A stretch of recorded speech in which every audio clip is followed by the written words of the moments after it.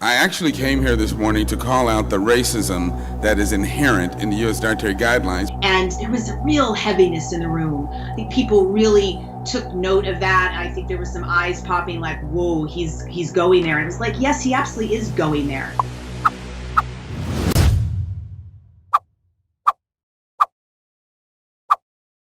So the USDA, U.S. Department of Agriculture, reviews dietary guidelines for Americans every 5 years. So this in 2019 is their review period where they will then listen and assess and create new dietary guidelines for Americans and release them in 2020. So we were there to speak to the committee. It was about a 10-member committee. They had an open forum. You had to register to speak. I think hundreds, if not thousands of people registered to speak, and they ended up selecting 72 speakers.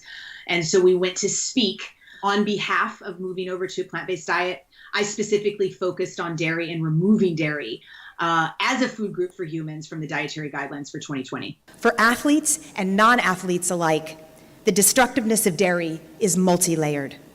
Well, we had incredible docs and nutritionists on the plant-based side speaking loud and proud. My patients are confused. They're confused by the guidelines, and they're confused by the discussions here, and they're confused by bad science. We cannot allow the billion-dollar meat industry to continue to subvert the science when so many million lives are at stake. So I ask you to look at the science very carefully. This committee now has control over our number one killer.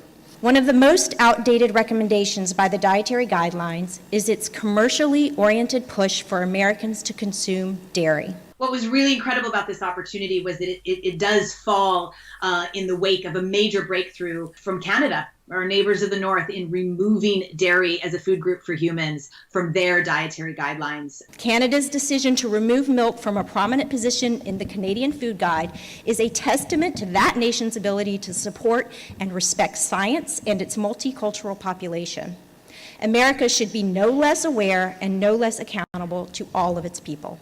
It was highly motivating to get to speak to the committee on behalf of food injustice. I mean, when Susan Levin and I started discussing what I would talk about, we kind of were going in the direction more of enhanced performance and health because I'm an athlete, so that would be the obvious. Cow's milk proteins, particularly casein, which makes up 80% of cow's milk, have been shown to increase mucus production in the gut and in the respiratory tract. Impaired breathing, asthma, and chronic runny nose can all be exacerbated by drinking cow's milk. By regularly consuming dairy products as a means of a recovery fuel, an athlete's acute inflammation and oxidative stress can become chronic, leading to prolonged recovery, muscle fatigue, cell damage, and even elevate one's risks of chronic diseases. But I absolutely could not go there and just talk about those two subjects. First of all, I knew the doctors would have the health aspect covered quite well, as they did. And I just felt really compelled, and that it was a duty that I go there and speak on behalf of food injustice. For the USDA to continue to put its stamp of approval on a product that is unnecessary and unhealthy and rooted in a highly oppressive system is unconscionable. Animal products like dairy, they're wrought, completely wrought with grave injustices. And the most important to know is that 65% of Americans can't tolerate cow's milk. They're intolerant, and we know it is lactose intolerance.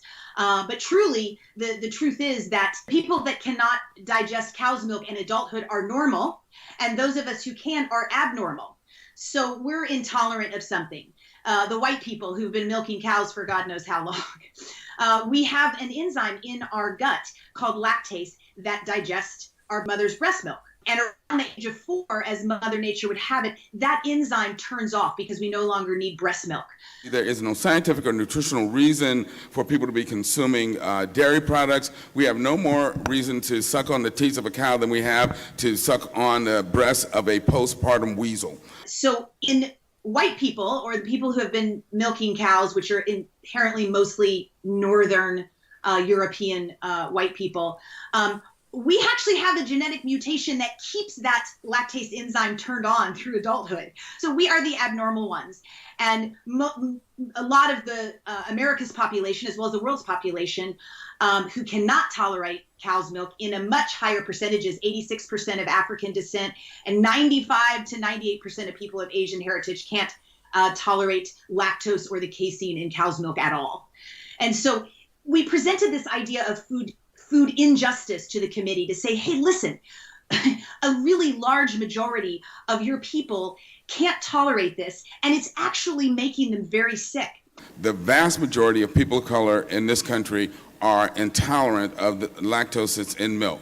Yet, because they think they have to eat this stuff, they go out, eat it, get sick, and think that they have some sort of intestinal problem. Because the symptoms of lactose intolerance are anywhere from stuffy nose in the morning to asthma, to waking up with mucus in your lungs, to constipation, diarrhea, stomach bloating, cramping. I mean, they're really pretty serious feelings that people have when they can't tolerate cow's milk or any derivative of it, right? So cheese, cottage cheese, yogurt, butter, whatever it might be.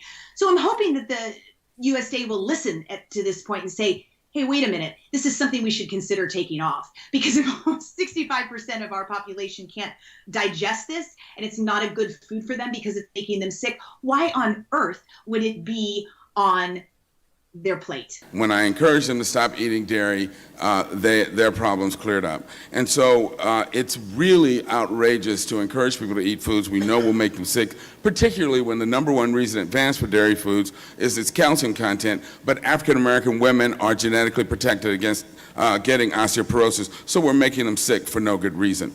So in regards to Dr. Milton Mills' comments, and one of the very first things he said when he came up to the microphone in pointing out that sitting up before us, the committee, there was no ethnic diversity whatsoever. I actually came here this morning to call out the racism that is inherent in the U.S. Dietary Guidelines, but then as I got to look at this committee, I suddenly understood why it's such an intractable problem. This committee bears no relationship to the general makeup of the American populace, and whoever put it together is clearly still practicing the optics of tokenism. So it really was a bunch of white people, couple women, but mostly white men. And so I think he made a really strong point before he even went into the injustices about dairy. And there was a real heaviness in the room. I think people really took note of that. I think there was some eyes popping like, whoa, he's going there. And it was like, yes, he absolutely is going there. It is outrageous to have a committee that does not reflect the American population. And as non-minority members of this committee, I should think you would be embarrassed looking around this table. Because it's a problem. It's a problem that we have these injustices in our dietary guidelines. And if you look at who's creating these guidelines, it's not ethnically diverse whatsoever.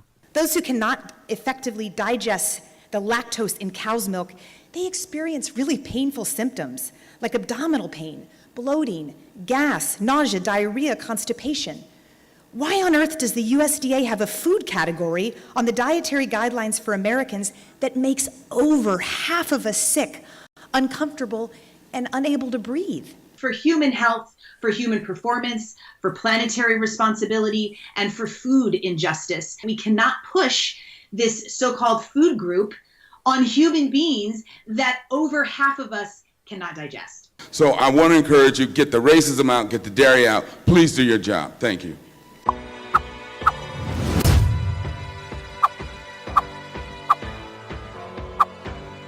We are so excited for everything that we're doing and planning in the future. Switch for Good, you can check us out at switchforgood.org. We have a podcast if you're interested in listening weekly to thrilling, amazing, incredible athletes, as well as doctors and nutritionists and dietitians and physiologists. We've got some just kick-ass guests on the podcast. And then as you guys know at Plant-Based News, we do a lot of education and inspiration, video style, and graphic and meme work too.